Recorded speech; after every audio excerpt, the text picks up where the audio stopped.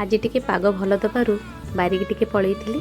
बारी रे गला बेलू बढ़िया बढ़िया शाग सब होती पुरुणी मुंडी मदरंगा कनिसरी कखारु पत्र को पोई पत्र भी पूरा माड़ी जाइए। बारी रे टिके बढ़िया कोसला शाग देखली बढ़िया लगे ताको धरिकी पलि आसली। बारी लक्का भंडा सब किछि धरिकी घर को आसली कारण बारी रोषे करवा तो जमा भी संभव नुहे कारण वर्षा लगी माटी लिपा जहाँ होता सबू नष्ट हो जाए।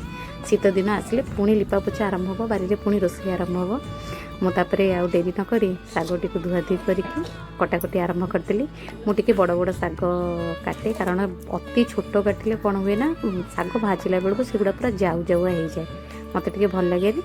तापर कड़े सोरिष तेल देकी टिके सुखिला लंका पड़गला से जीरा सोरिष पियाज गुड़ा टिके बड़ बड़ कटा होता चौड़ा चौड़ा कटा होता पड़ा से गोटे आलू पड़ा कारण आंको शाग आलू भजा बहुत भल लगे खावाई।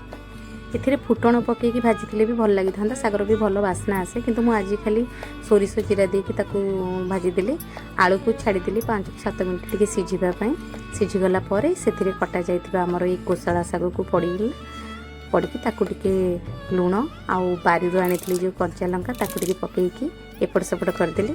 मझे टिके आउ टिके तेल बुलेदेली कारण सोरिष तेल टिके बुलेदेले शागर आउ टिके टेस्ट बढ़ी जाए। ताकू तापर एबे एपट सेपट कलापर शाग रेडी हो जाइए। आज भी विशेष किसी खाइबा है पखाड़ पर सब आइटम कराई बारी आनी कखारु फूल आउ शाग बड़ी आउ छतु टिके भजा होता। आज पूरा सादा सीधा रोषे रही। नमस्कार।